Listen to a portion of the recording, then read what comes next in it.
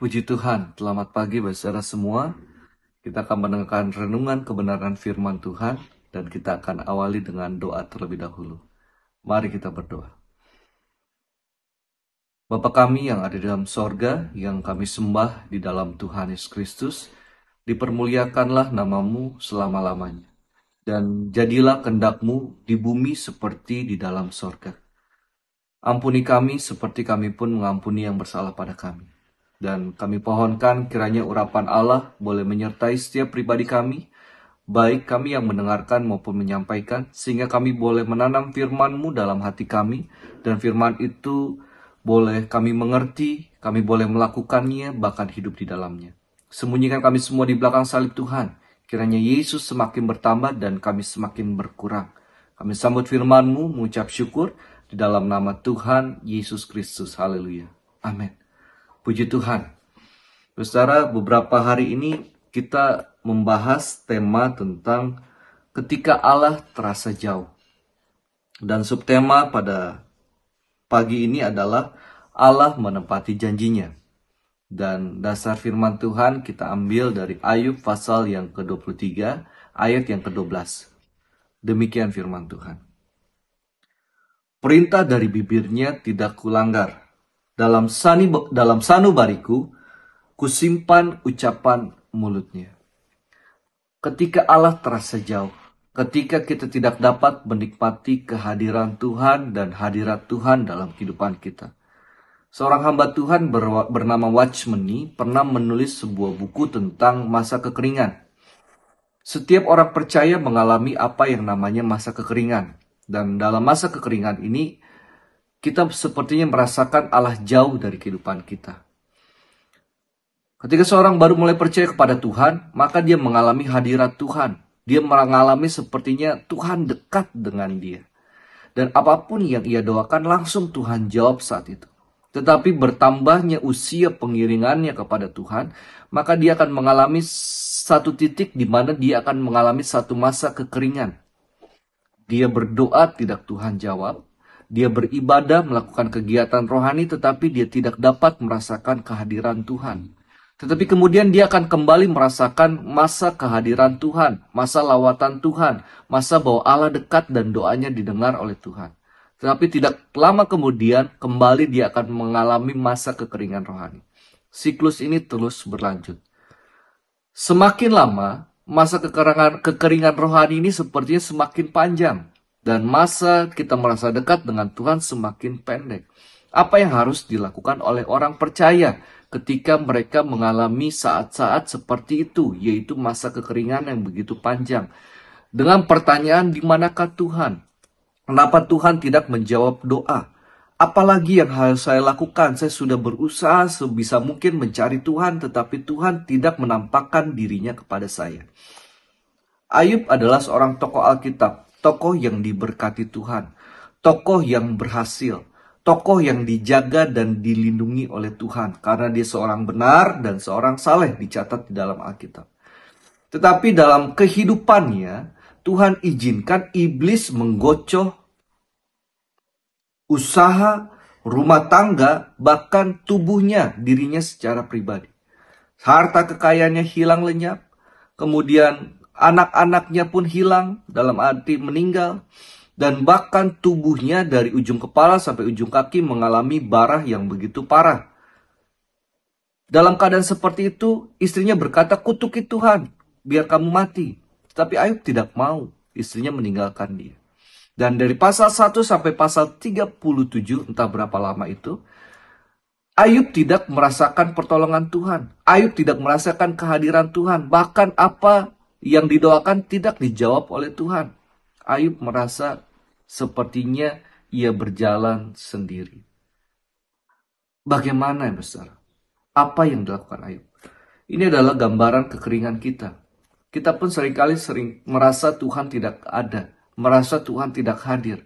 Apalagi ketika kita dalam masalah, dalam pergumulan, dalam keadaan kesulitan hidup. Ketika saudara, kita katakan cari Tuhan, berdoa. Tetapi saudara sudah berdoa.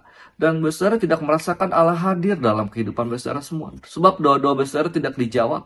Saudara pergi ke hamba Tuhan, didoakan oleh hamba Tuhan sepertinya belum dijawab. Dia merasa bimbang, ragu-ragu.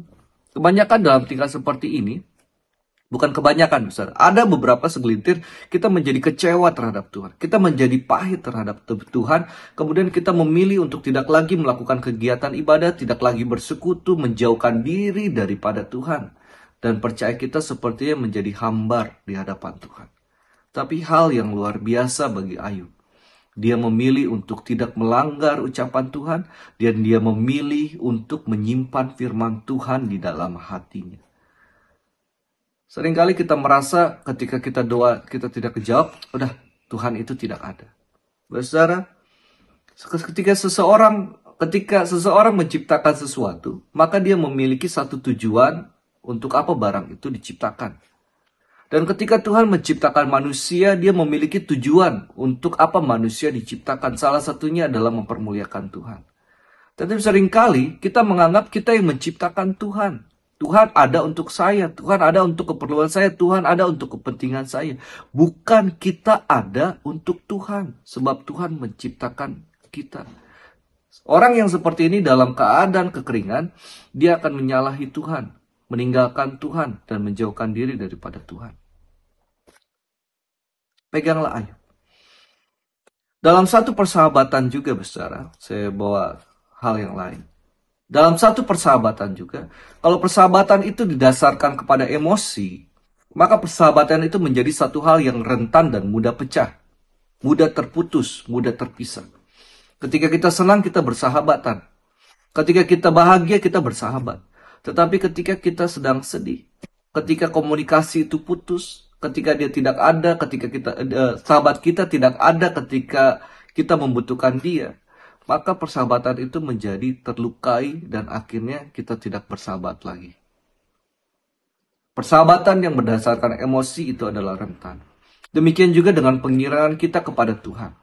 Kalau pengiringan kita berdasarkan emosi, kita merasakan Tuhan baru kita percaya. Ketika kita merasakan jawaban, menikmati jawaban, baru kita percaya lewat pengalaman-pengalaman, maka itu hal yang sulit, besar. Karena Alkitab mencatat bahwa Allah itu maha hadir.